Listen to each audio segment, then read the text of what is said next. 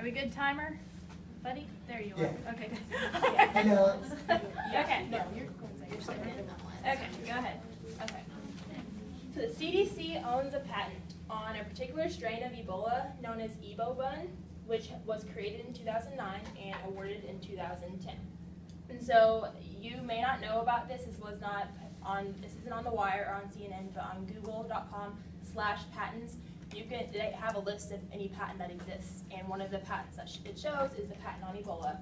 And this patent includes viruses that contain as little as 70% similarity to this particular strain, which includes all strains of Ebola, because 70% similarity of Ebobun is any Ebola strain. So I wanted to know what the actual definition of a patent is, because you see patents on like shirts or a product you hold in your hand or an idea, but not really on a disease. So a patent is a government authority or license conferring a right or title for a set period, especially the sole right to exclude others from making, using, or selling an invention. So when someone owns a patent,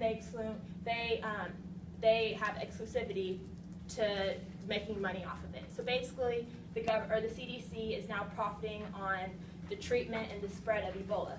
So when something like that is known, it creates a lot of negative assumptions as to why this could be possible, and if the government or the CDC doesn't address this, those kind of things are going to come up, and there's going to be conspiracy theories or all sort of negative things that make our government look bad.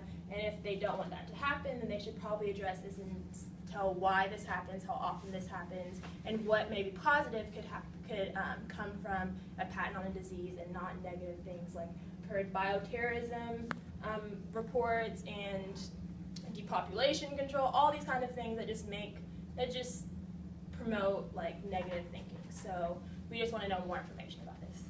So I talked to Jeffrey Budziak, who is a political science professor, and he kind of lessened the idea about the conspiracy theories about using Ebola as a weapon, when in reality, the United States has a patent on the disease because they want to lessen the legalized obstacles in order to do more experimentation and to eventually get a vaccine for Ebola. Our audience are parents and young adults. Our vigils are people washing their hands, people walking around the street, around campus. I talk to people in my classroom, so we could use a visual of a classroom since people are close to each other. On social media, we're going to have people tag us on Facebook, hashtag on Instagram and Twitter of things that they're doing to prevent the disease and what they think about Ebola spreading.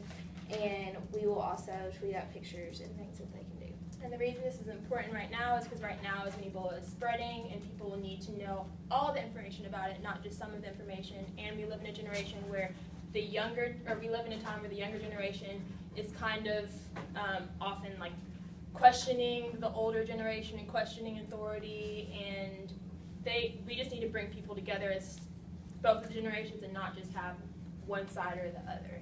So I think that's important with including all of our audience, not just the older or the younger.